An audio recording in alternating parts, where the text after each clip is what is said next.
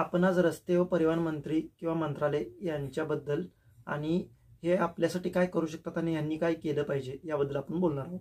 नमस्कार दिव्यांग मित्रमैत्रिणींनो, विकलांगांचा आवाज बोलानुभवाचे या चॅनलमध्ये मी ओमकेश आपल्या सर्वांचं सहर्ष स्वागत करतो. प्रथमतः मी सरकारचं अभिनंदन करेन की त्यांनी एक चांगला निर्णय घेतला. चांगला निर्णय कोणता, तर तो शक्तीपीठ प्रकल्प जो होतं तर ते रद्द करण्याचा. तर हे खरोखर खूप चांगला निर्णय हा. कारण का की याच्यामुळे फक्त प्रवास करणाऱ्यांचा किंवा देवदर्शन करणाऱ्यांचा फायदा होणार होता, कारण त्यांना रस्ते जवळ पडणार होते किंवा मार्ग जवळ पडणार होता आणि त्यांचा कमी वेळात ते दर्शन म्हणा किंवा त्यांचं ते कार्य सफल होणार होतं. पण त्याच्यामुळे शेतकऱ्यांचं कित्येक लाख शेतकऱ्यांचं नुकसान होणार होतं, कारण बागायती जमिनी त्या रस्त्यापायी जाणार होत्या. त्याच्यामुळे सरकारचं खरंच अभिनंदन की त्या बागायत जमिनी किंवा तिथं जे भाजीपाला पिकत होता, ऊस पिकत होता, कापूससारखे पीक म्हणा किंवा फळभाज्या पिकत होत्या, तर ते त्या सगळ्या जमिनी वाचल्या गेल्या आहेत. त्याच्यामुळे सरकारचं परत एकदा अभिनंदन. आणि आता तो जर शक्तीपीठ रस्ता थांबवला गेलाय तर त्याचा जो निधी बाजूला काढला होता, माझे एक नम्रतेची विनंती राहील नितीनजी गडकरींना पण आणि आपल्या राज्यातले जे रस्ते मंत्री आहेत तर त्यांना पण आणि मुख्यमंत्र्यांना पण, की तो जो पैसा आहे तर तो पैसा दुसरीकडे न घालता तो रस्त्यावरतीच इन्व्हेस्ट करावा, जेणेकरून ज्या आता आपल्या रस्त्यांची दुरावस्था झालेली आहे, म्हणजे शहरातल्या असू दे किंवा खेड्यातल्या असू दे किंवा सगळ्या गावगावीच्या, तर त्या रस्त्यांवरती ते डागडुजी करण्यासाठी किंवा रिनोव्हेशन करण्यासाठी त्या पैशाचा वापर व्हावा. कारण का खूप साऱ्या रस्त्यांचे असे चाळण झालेले आहेत शहरांचे म्हणा, मुंबई सारख्या, पुणे असेल किंवा सातारा असेल, लातूर असेल, संभाजीनगर असेल किंवा कोल्हापूर, सांगली सारख्या शहरांची खूप दुरावस्था झालेली आहे. खेड्यांची पण तीच अवस्था आहे. आणि त्याच्यामुळे काय होतं की त्याच्यामुळे मी फक्त दिव्यांगांच्या अडचणी बोलणार आहे.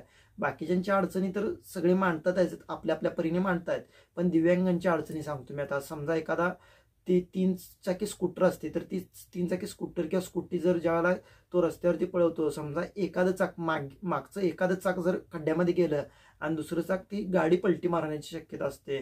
ती पलटी मारल्यानंतर ती बॅलन्स पण सांभाळता येत नाही आणि गाडी पडते आणि त्या दिव्यांग व्यक्तीला दुखापत होते किंवा जीवही जाण्याची शक्यता असते. परत एखादा ब्लाइंड व्यक्ती, ते खड्ड्याचा अंदाज किती आहे ते त्याला दिसत नाही, त्या काठीच्या सहाय्याने तो चालत असतो. मग ते काठी खड्ड्यात गेली तर त्या अंदाज येत नाही. त्या खड्ड्यामध्ये समजा जर दगडं उठली असली किंवा असं दगडं असली तर त्याच्यामुळे वर पाय घसरून पडू शकतो आणि पाठीमागून काही जीविताला हानी होऊ शकते.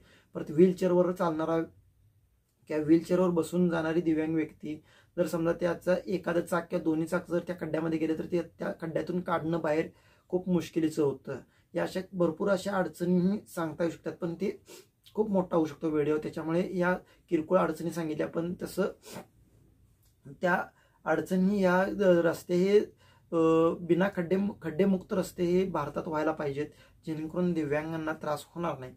त्याच्यासोबतच एक माझी नम्रतेची विनंती होती की टोलमध्ये जे फास्ट ट्रॅक म्हणा किंवा बाकीच्या टोलमध्ये जे दिव्यांगांना त्रास दिलं जातं की या गाडीत दिव्यांग कुठे बसला आहे, तर ते त्यांच्या नियमानुसार पुढेच बसलं पाहिजे, मागे बसायचं नाही. अरे एखाद्या दिव्यांगाला पुढे बसता येत नसेल, व्हीलचेअरवर असणारा दिव्यांग वगैरे, तर तो मागे बसला असेल तर काय अडचण नाही. जर गाडी त्याच्या नावावरती असेल किंवा गाडीचे जे काही कागदपत्र त्याच्या नावावरती असतील तर काय अडचण नाही. किंवा भाडे स्वरूपात जरी गाडी घेऊन गेली असेल तरी सुद्धा आम्हाला टोलमध्ये सूट मिळावी. कारण आता समजा प्रत्येकाची ऐपत नसते 4 व्हीलर घेऊन रस्त्यावरती फिरण्याची. मग समजा एखाद्या वेळेस दवाखान्याला जायला म्हणा किंवा एखाद्या वेळेस कुठेतरी काहीतरी कामास्तव जर 4 व्हीलर करून जावे लागतं, कारण 2 व्हीलरवरती दिव्यांग व्यक्तीला बसणं इतकं शक्य, ब्लाइंड एखादा बसू शकतो किंवा हाताने वगैरे किंवा मुकबधीर करणं वगैरे बसू शकतात, पण जे अस्थिव्यंग असतात, पॅरालिसिस असतात, तर त्यांना 4 व्हीलरची सहायता घ्यावी लागते. मग त्यावेळेला जर तुम्ही टोलमध्ये जर सूट द्यायला आम्हाला तर खूप चांगली गोष्ट होऊ शकते. पण त्याच्या उपर एक अजून म्हणजे परिवहन खात्याला आम्हाला सांगायचं होते की जे गाडी घ्यायला किंवा 2 व्हीलर असू दे किंवा कोणतीही गाडी घेण्यासाठी कन्सेशन हे जास्तीत जास्त आम्हाला मिळावं, कमीत कमी 50% कन्सेशन सबसिडी मिळावी आणि GST मध्ये म्हणा किंवा रोड टॅक्समध्ये आम्हाला सवलत मिळावी आणि टोलमध्ये पण या सगळ्या सूट आम्हाला मिळाव्यात. कारण सगळेच दिव्यांग श्रीमंत नाही आहेत, त्यामुळे गरीब आहेत किंवा मध्यमवर्गीय आहेत, तर ते एखादी 4 व्हीलर घेऊन किंवा एखादा टेम्पो वगैरे घेऊन ते व्यवसाय करू इच्छितात, तर त्यांना ती संधी मिळेल. कमी पैशात जर ती गाडी मिळाली तर खूप चांगलं होऊ शकतं.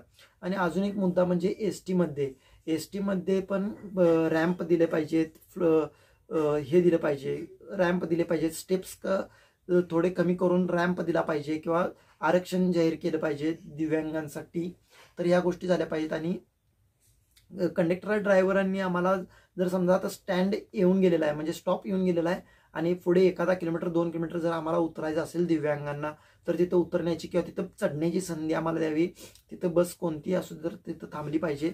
अवास्तव नाही म्हणजे समजा मला आता इथं उतरायचं होतं म्हणून मी पुढे उतरतो असं नको, पण जेन्युअनली जर त्याला तिथं उतरायचं असेल तर तिथं त्याला संधी द्यावी. परत बस स्टँडमध्ये पण ज्या काही टॉयलेट्स आहेत, बाथरूम्स आहेत, तर त्याला रॅम्प असेल, स्लोप असेल हे दिलं पाहिजे, जेणेकरून दिव्यांगांना तिथं सहज जाता येईल आणि ते प्रेशर किंवा ती अडचण होणार नाही की मला स्टेप चढता येत नाही म्हणून मी बाथरूमला गेलो नाही किंवा गेले नाही, हेही झालं पाहिजे. आणि हायवेमध्ये अजून एक मुद्दा की हायवेवरती किमान 40-50 किलोमीटरला तरी रस्त्याच्या हायवेच्या कडेला बाथरूम्स झाले पाहिजेत, जेणेकरून लेडीज सुरक्षित होतील आणि लेडीजना जाण्यासाठी मदत होईल. आणि तिथंही रॅम्प असेल, स्लोप असेल हे झालं पाहिजे. कारण कसं होतंय, जितके मी हायवेला बघितलेत बाथरूम्स तर त्याची दुरावस्था आहे भरपूर. परत पेट्रोल पंप्सवरती पण बाथरूम्स आहेत पण तिथला स्टेप्स असतात, रॅम्प किंवा सपोर्टला काही नसतं, त्याच्यामुळे दिव्यांग व्यक्ती जाऊ शकत नाही किंवा जायला अडचण होते. आणि जायला अडचण झाल्यामुळे काय होतं की ते लाजतात किंवा दुसऱ्या काहीतरी अडचणी येतात आणि त्यामुळे ते प्रेशर येतं, मग दुसऱ्या शरीराच्या व्याधी व्हायला चालू होतात. त्याच्यामुळे माझी एक नम्रतेची विनंती होती की ही गोष्ट हायवेवरती सुद्धा बाथरूम झालं पाहिजे दिव्यांगांसाठी असेल किंवा लेडीजला पण कसं होतंय आता आपण बघतोयच की जे अत्याचार होण्याचे प्रकार किंवा लेडीजला बघण्याचा दृष्टिकोन बदलत आहे, त्याच्यामुळे जर सुरक्षित त्यांना मिळाली तर खूप चांगलं होऊ शकतं. कारण काय आपण उगाच जो कृत्य करतोय त्याला आपण नाव ठेवत नाही, पण आपण लेडीजलाच बोलत राहतो की त्यांनी कपड्यांचा सेन्स बदलला पाहिजे, कपडे घालणे बदलले पाहिजेत किंवा त्यांनी मर्यादा आपली पाळली पाहिजे. अरे मर्यादा तुमच्या मुलांनाही शिकवा ना, मर्यादा काय असतात त्या मुलांनाही शिकवा ना. मुली सगळ्यांना व्यक्ती स्वातंत्र्य आहे, कसं राहायचं कसं जगायचं हे व्यक्ती स्वातंत्र्य आपल्याला कायद्यातच दिलेलं आहे.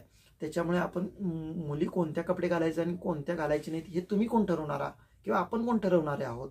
त्याच्यामुळे तेही झालं पाहिजे. आणि चेंजिंग म्हणजे त्यांच्या सुरक्षेसाठी तिथं बाथरूम्स पण सुरक्षित असले पाहिजेत, CCTV वगैरे म्हणजे नसलं पाहिजे किंवा छुपा कॅमेरा लावण्याची संधी त्यांना न मिळाली पाहिजे. याही गोष्टी झाल्या पाहिजे. आणि शेवटचा एक मुद्दा माझा होता की जे काही इलेक्ट्रिक रिक्षामध्ये घोळच झालेला आहे तर त्या 400-500 रिक्षा इलेक्ट्रिक रिक्षासाठी ज्यांनी फॉर्म भरला होता त्यांचे अप्रूव्ह झाले होते.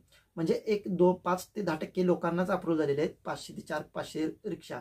तर त्या खूप खराब दर्जाच्या रिक्षा दिलेल्या आहेत, तर त्यांनाही चांगल्या दर्जाच्या रिक्षा द्याव्यात. आणि ज्यांनी कोणी फॉर्म भरला होता, ज्यांचं अप्रूव्ह झाले, ज्यांचं नेक्स्ट स्टेप आहे किंवा ज्यांचं पेंडिंग आहे, तर त्यांनाही तात्काळ लवकरात लवकर या ई रिक्षा ह्या देण्यात याव्यात. कारण जेणेकरून तो एक त्या रिक्षाच्या जीवावरती बसलाय की मला ती रिक्षा मिळेल आणि मी माझा पॅसेंजर सोडणे आणण्याचं काम चालू करेन किंवा एक फळ विकण्याचा किंवा मोबाईलचं ॲक्सेसरीज विकण्याचा म्हणा, असं कोणता ना कोणता त्याच्या बिझनेस डोक्यात आहे आणि तो करण्याची इच्छा बाळगून आहे. त्याच्यामुळे जर त्याला मिळालं तर त्याला बिझनेस छोटा मोठा करायला त्याला संधी मिळेल. तर हे एक. आणि अजून एक एकनाथजी शिंदेंना आणि त्यांच्या मंत्रिमंडळाला माझी एक विनंती होती किंवा त्यांना आठवण करून द्यायचं होतं की ते एकनाथजी शिंदेंनी एक घोषणा केली होती की परत आम्ही ई रिक्षाची योजना सुरू करतोय, जेणेकरून राहिलेले जे दिव्यांग होते किंवा ज्या दिव्यांगांना मागे फॉर्म भरता आला नव्हता किंवा त्यांना ते संधीचा लाभ घेता आला नव्हता, तर त्यांच्यासाठी परत एकदा ही योजना सुरू करतोय. मग ती योजना लवकरात लवकर सुरू करावी आणि सगळ्या दिव्यांगांना त्याचा लाभ देण्यात यावा. ज्यांना ती ई रिक्षा घ्यायची आहे किंवा ज्यांना त्या ई रिक्षावरती व्यवसाय करायचा आहे त्यांच्यासाठी या ई रिक्षा लवकरात लवकर द्याव्यात. आणि ती जी हरियाणाची कंपनी आहे त्यांच्याकडच्या रिक्षा न देता माझं तर मत आहे, कारण ते खूप निकृष्ट दर्जाच्या रिक्षा दिलेल्या आहेत त्यांनी, तर त्याच्याऐवजी महाराष्ट्रातल्या कंपन्यांच्या जर रिक्षा द्याल तुम्ही तर त्या स्वस्तातही मिळतील आणि चांगल्या दर्जाच्या मिळतील अशी खात्री वाटते.